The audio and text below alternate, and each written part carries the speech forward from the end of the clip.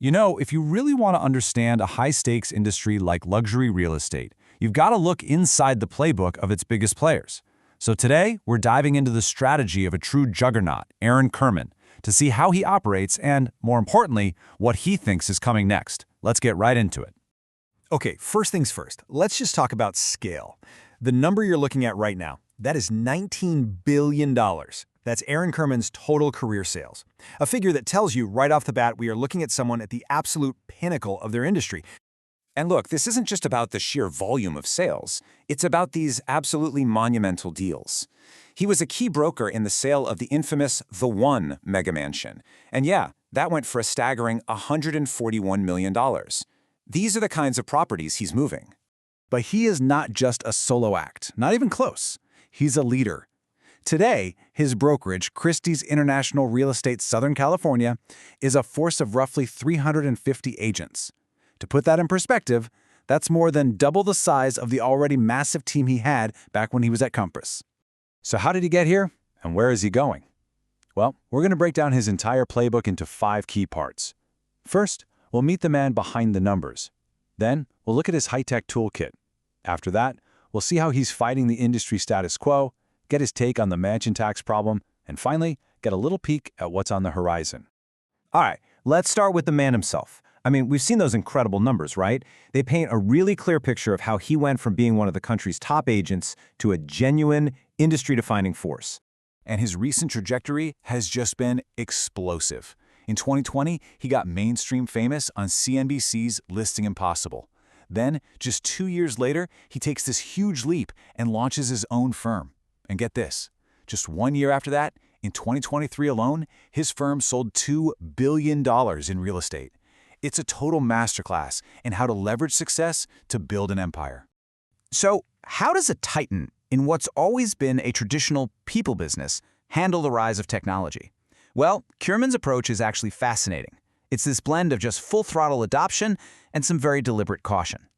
And what's really interesting here is this contrast. On one side, he is all in on cryptocurrency. I mean, his firm has a dedicated crypto division that's already closed over $100 million in deals, and it's attracting buyers from all over the world. But then, on the other side, with AI, he's much more cautious. He sees it as a powerful tool, for sure, but definitely not a replacement for human agents. And this quote right here, it just perfectly illustrates his core philosophy. He truly believes that the personal touch, the experience, and the insider knowledge an agent brings to the table, well, that's something technology just can't replicate. For him, the human element is always going to be the most valuable asset. Okay, next up in the playbook is this, a willingness to challenge the rules. Kirman is in the middle of a fight against a major industry policy that he believes strips sellers and agents of their fundamental choices. At the heart of this whole debate is something called the clear cooperation policy.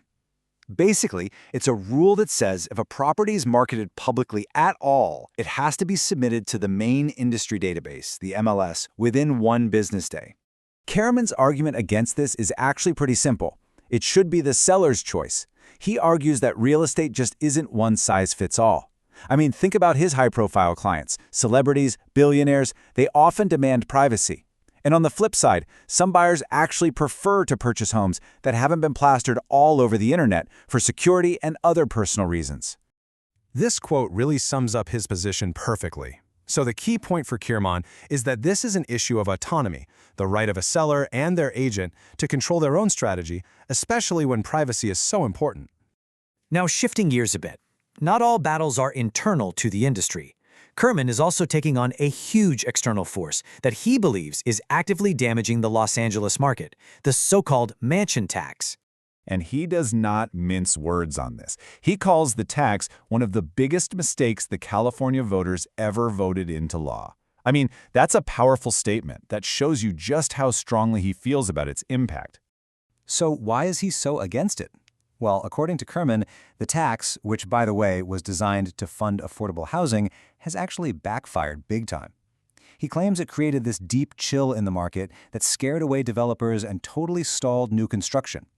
So he argues it's ultimately costing the state billions in investment right when new housing is desperately needed.